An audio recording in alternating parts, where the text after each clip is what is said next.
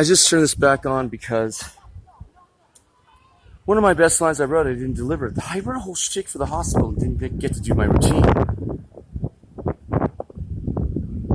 We do have socialism in this country, just for corporations. We have socialism for insurance companies and pharmaceutical companies. Donald Trump just decided to not have the government, in other words, Medicare, Medi-Cal, that's, you know what I mean, bargain for the price of drugs to the pharmaceutical companies.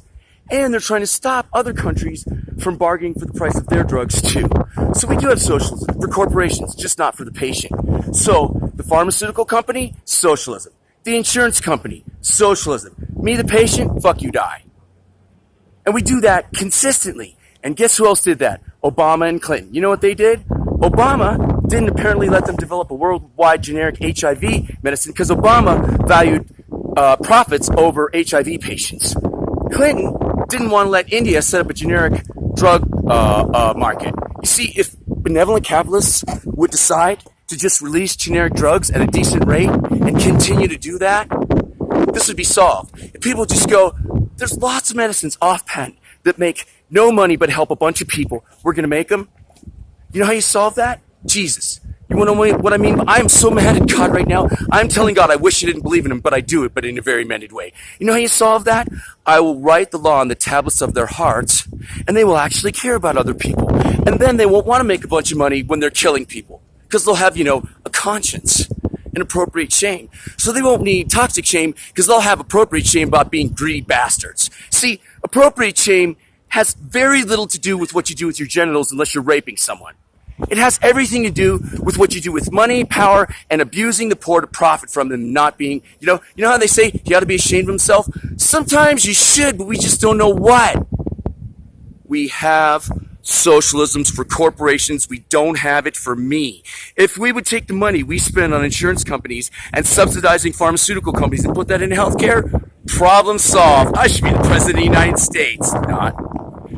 In California, they said that if we would take the $300 billion insurance healthcare market, cut $100 billion out of it, which is insurance, and $100 billion, which is the healthcare system management itself, $100 billion of it could be spent on patients. They would pay a third of the price. California would establish a state bank, and through that state bank, fund the extra $100 billion to run it. It would cost a third of what it costs now. You know where they do that state-based thing? In a socialist state like, it was some rural state, I want to say Idaho or Oklahoma, because the farmers needed a grain elevator, and they weren't all going to buy their own grain elevators, so they got together back in 1896 when everyone wasn't Meshuggah, and they said, hey, let's have a state bank. We all need grain elevators. The state bank will pay for the grain elevators. There you go. But today, when we're all afraid of socialism and we only have it for corporations, I am the patient, and I am dying to fund their insane profits.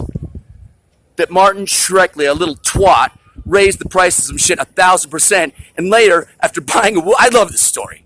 I mean, it's horrible and wonderful all at the same time from a comedic standpoint. He bought a Wu-Tang Clan album, decided he was in the Wu-Tang Clan, decided that just by playing the album, he was an artist, and then got convicted of Securities and Exchange Commission fraud and is trotting off to federal prison in his stupid little hoodie. Right? We live in a culture where if you make some money, you're a success, even if you raped and killed a bunch of people to do it, because you've got the money, and that's the proof on the scoreboard that you're a success. Let's get a different definition of success. Because this form of success is going to kill a bunch of people and make us all miserable. What do you say?